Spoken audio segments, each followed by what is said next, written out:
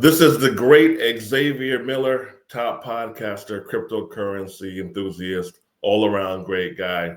30, 31, 32 age, doing very, very well for himself. He's actually a personal friend. He's talking about the difference between renting and owning. And I remember having these conversations with him. I'll let him start it off. People that was pro renting. I remember having debates with friends where I'm like, man, I ain't got no interest in owning a home that I live in. And I thought renting was better because there's a lot of amenities. You don't have to worry about maintenance. You can get out of a lease and move as you please. And you have control, or it seems like you have control. That's what I thought. But this is what made me change my mind. So my bill's been on auto pay since 2017. And as y'all know, when your bill's on auto pay, you don't even think about it because the money automatically comes out the account.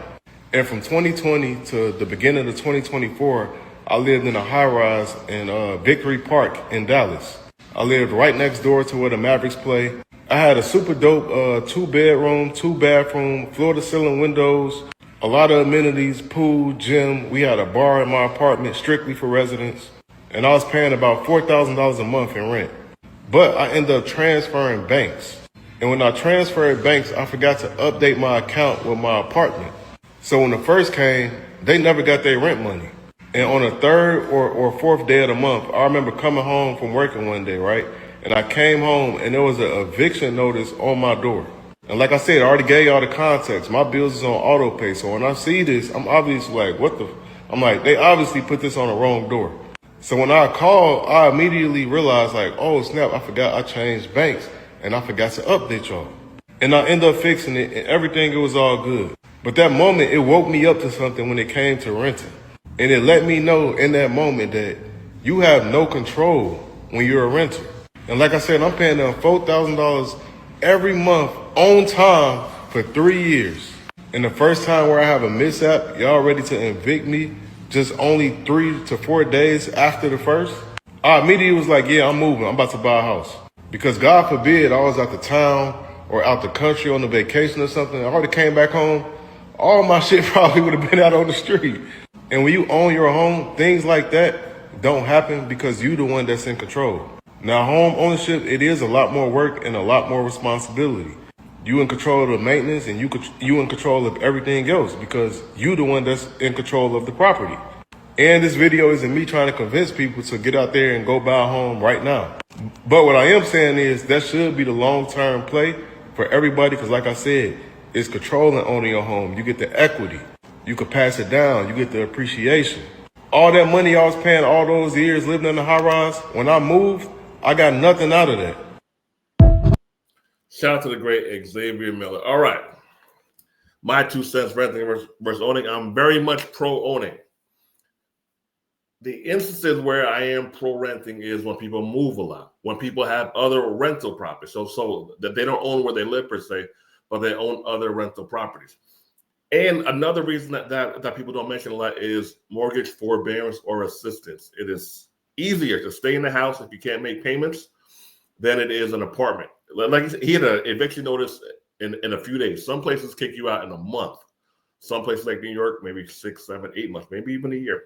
But I've had to use this at least twice in my 20 plus years of home ownership. I'm 43. I've rented in a room for 6 months in that time period. I've always owned where I live. Now, illness, loss of job, or for whatever reason, the bank can suspend payments for 2 months, 3 months, 6 months, even a year without it affecting your credit. Mortgage forbearance. So people often say, well, what if I lose my job? I'll lose my house. Eventually, yeah, if you don't pay, but you have way more wiggle room with owning versus renting and simple equity. You buy it for 2, it goes up, you can sell it for possibly 3. You buy it for 3, you can sell it for possibly $450. You have the ability to rent it out. You have the ability to rent out rooms. If times get hard, hey, put some rooms on Airbnb.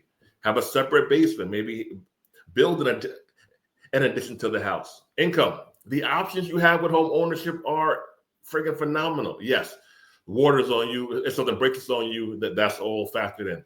But the high majority of the time, if you ask people who lived in a fly loft like he did downtown, or and or they could have lived in even a decent side mid-range starter home after 5 years. So 5 years of him paying rent there would have been 4, 8, 12, 16, 20, 24. Let's just say 50 a year.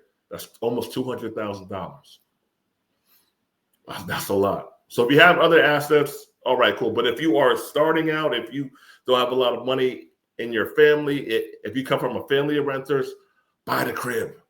Buy the crib. Take fly vacations to go rent those. But most people, especially people in our community, need to own some freaking houses.